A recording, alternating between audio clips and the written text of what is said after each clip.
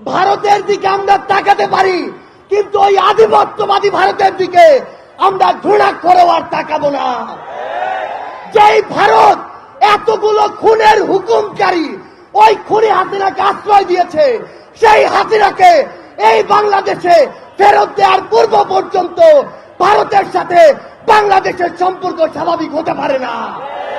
আমরা ভারতকে স্পষ্ট করে একটা কথা বলি, বাংলাদেশের সাথে যদি প্রতিবেশীর সম্পর্ক আগামীতে তারা দেখতে চায়, তাহলে যে সকল খুনিকে তারা ওই জায়গায় আরামায়েশের স্থাপনা আবাসন দিয়ে রেখেছে, তাদেরকে বাংলাদেশে পাঠাতে হবে এবং বাংলাদেশের মাটিতেই তাদের এই বিচার হতে হবে। আজকে আমাদেরকে কারণ দেখানো হয় কিছু মহল থেকে যে যদি এই বাংলাদেশের আগামী নির্বাচনে আবার আওয়ামী লীগ না আসে, তাহলে ওই ভারত কি না কি মনে করে বসে, যেহেতু ভারত আমাদের তিন দিকে আছে।